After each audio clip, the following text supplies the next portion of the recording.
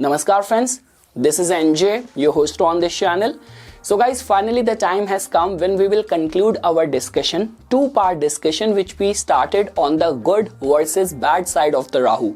In the last video, I tried to paint Rahu as undesirable, as malefic as possible. And now in this concluding video, I will try to explain you the importance of Rahu in the modern day and age, in this Kali Yuga.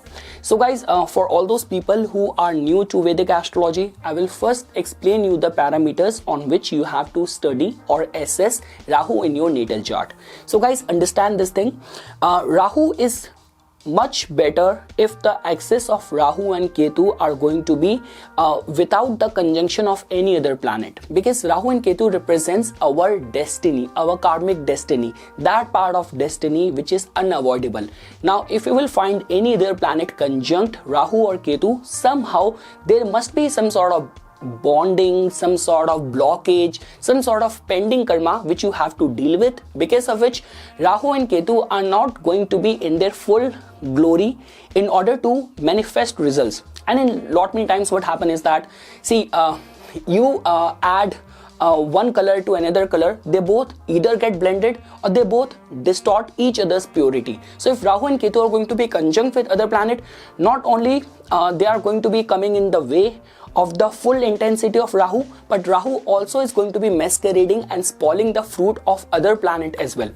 Lot many people say this thing, that if Rahu and Ketu are conjunct with the exalted planets, Sun and Moon, that is considered as good. That is about the strength of Rahu and Ketu. But here I am talking about their results getting manifested in the purest of the form. Second thing is that Rahu is generally considered as strong if it is going to be placed in the zodiac signs ruled by the Saturn, which is Capricorn, Aquarius, zodiac sign ruled by the Venus, Taurus, Libra, or Mercury, which is Gemini and Virgo. Rahu is considered as strong if it is going to be placed in the Upachya Bhava, 3rd house, 6th house, 10th house, 11th house. Lot many astrologers also consider or take 1st house ascendant Rahu to be strong as well, especially when it comes down to the prospects of the fame or recognition. Now guys, before we will start our discussion, it becomes very important for you to know this thing, that why Rahu is important. Because Rahu represents that sort of hype around the things, or we can say that how much a person gains because of his, this could be public image, because of the kind of market net value or worth this person has, will tell about the strength and dignity of Rahu in someone's natal chart. Because guys, we all know that when we talk about all these kind of performing artists, politicians, actors, before you were charging some XYZ amount, you deliver one hit movie and you immediately increased your price.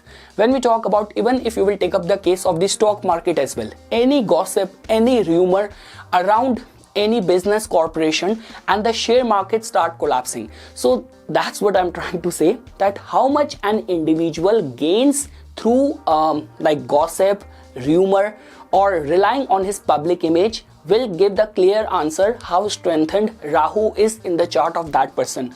How much any person gets benefited because of the foreign influence. Whether you have this capacity to be in this quest for exploring new things, that will tell us about the strength of Rahu in someone's chart. Like if you have this sort of personality that you are contented wherever you are, you are a kind of person who always resist exploring new things, then this could be a case that Rahu might not be working out in a benefic state in your chart, in your life. So after this guys, now we will try to understand, and we will follow the same pattern which we followed in the last video, that I will start placing all the 7 planets, and then I will tell you that how much kind of leverage Rahu has if we will compare the energy of that planet, comparing it with all alone Rahu over there.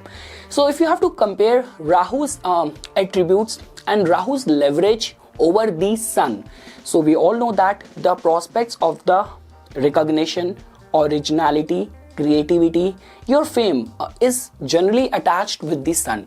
Now Rahu has got leverage in this way that Rahu can actually make you go viral in a very short span of time. Sun represents all those qualities which comes very naturally to you and people know about it. But when it comes down to Rahu, Rahu has this habit of creating that curiosity around that no one is able to comprehend or measure the depth of the talent you have. And a lot many times because of this curiosity or illusion being created around, people who are dominated by the Rahu, they know how to take the advantage of that. So I mean to say, if you will put Sun on one side and you will put Rahu on another side, it's the Rahu which has got a capacity to make you famous, make you rich, give you wealthy connections in a very short span of time. Whatsoever Sun gets as a form of entitlement, as a form of the lineage, Rahu has got this capacity to get that. Like if you will know the story of the formation of the Rahu and Ketu, like there was a demon called as the Swarbhanu, the head part of which becomes the Rahu. But the whole intent and underlying moral of the story of the Swarbhanu is that he always had this burning desire to be called as or to get the status of a planet, which eventually he ended up getting. So what I'm saying over here is that if you will compare Rahu with the Sun, Rahu has got all that capacity to masquerade or be more potent or powerful than the Sun. So we can say this thing that if you have watched that show Game of Thrones, where there was this guy who was seen as the master of the whispers, so Rahu can be called as that. Now when we talk about Rahu's leverage over the moon, so guys, we know this thing that all the attributes of the moon, which is somehow connected with our imaginations, our feelings, the way we process information, travels, food, all these are the things which are somehow connected with the moon. Now when we talk about Rahu, Rahu also has got all of these kind of qualities as well. Like the way Rahu and Ketu are the nodes of the moon only. Rahu and Ketu has got a major impact on our decision making, on our thinking pattern only. So a lot many times it has been seen that a strengthened Rahu can not only give you discriminatory intelligence, which is the domain of the Mercury, but it can also give you very strong intuition as well. Like you blend the energy of the moon with the Ketu, you blend the energy of the Neptune over there, and all of that sort of energy can be given to the Rahu by itself. Now guys, the only concern over here is that the Rahu's energy generally works. The intuition of Rahu generally works only when it has got some of its own advantage at stake, some of its own gain at stake. So for example, if you know this thing that your intuition only works when there is something good which you can make out of that deal. If you can score that person, you can impress that person, during only those times only your intuition will work. But when we talk about doing something out of the goodness of your heart, over there the intuition might not work to the fullest of its capabilities. But yes, this is the area where Rahu has got a leverage over the moon.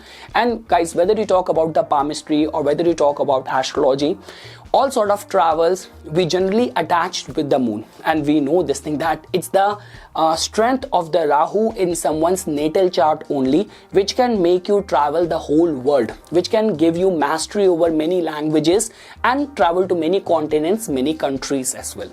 Now let's move ahead. Now when we talk about judging Rahu's mastery over the Mercury, beyond doubt guys, Mercury, which represents discriminatory intelligence, it has been believed in Vedic astrology that the only planet which can control the Rahu is the Mercury. Because understand this thing, Rahu has got this capacity to cloud the sane thinking or rational judgment of someone. And when Rahu is operating over you, because Rahu wants you to think apart or little bit away from the league, from the regular league of the people. So only if there is a strong Mercury to balance this processing of the moon and intelligence of the Mercury, that means you will be able to extract something good out of it. So generally it has been seen that if Mercury is not very well placed in the chart, the strong influence of Rahu in someone's personality can make a person go mad. Now that simply means that life or Rahu is ready and willing to give you everything. A strong Rahu will do its part in giving you everything. But whether you have the capacity to handle that or not, that is generally which we attach with in which capacity, dignity Mercury is working. But it will not be an exaggeration to say this thing that Rahu works on a very, very high plane compared to the Mercury. There is a lot of the overlap in the energy of the Mercury and the Rahu. In a way, Rahu represents discriminatory intelligence, mastery over many languages, your how opportunistic you could be, how easily, quickly you can gain languages, mastery over languages, multiple friends, and lot many travels, curiosity and all. So this will not be an exaggeration to say this thing that Rahu and Rahu's energies work on a very, very high plane compared to the energy or domain of the Mercury. Because the only concern over here is that Mercury somehow has got this capacity to very easily get influenced as well. Because we know this thing that Moon and Mercury are the most impressionable planet. Like you put Mercury in any such environment, it might get blended as per the surrounding environment. But the tendency or the capacity of Rahu is that Rahu cannot get blended as per its surrounding. Rather, it will blend the surrounding as per its nature. So yes, over here, Rahu has got higher edge or leverage over the energy of the Mercury as well. Now let's talk about how Rahu has got leverage over the planet Jupiter. So guys, understand this thing. Jupiter represents wisdom. Jupiter represents fortune, your bhagya. The difference between the Rahu and the energy of the Jupiter is that with Jupiter there is always this possibility of little bit too much of the ego of the knowledge, or this could be a case that the morals and the ethics or principles might come in the way. But when it comes down to Rahu, it's only your own advantage which a person will be completely blinded by. The person who is completely blinded by his goal, his set targets, and the person is ready to do anything, come what may. All what matters is that I need to fulfill that set target or goal of myself. That is a typical Rahu, and that is where Jupiter's energy somehow lose points against Rahu. Second thing is that Jupiter also somehow has got this capacity that Jupiter might could become little bit dogmatic or will not be very much open towards amendments with the changing times. Rahu is very much flexible over there, and like the way guys, it has been seen that we all know that Jupiter is attached as the Karaka significator of the 9th house, because somehow Jupiter is connected with our luck as well. When we talk about Rahu, Rahu has got this capacity where luck will support you, safeguard you in the most difficult of the times. Like that could be a possibility or case where you would have completely given up and some magic or miracle will happen and life will come and rescue you. See, people who are strongly governed by the Jupiter, there is a high possibility that their ethics and morals do not let them get into trouble. But the Rahu is like that sort of criminal who is always lucky. Like I remember I watched that show Breaking Bad a long time back.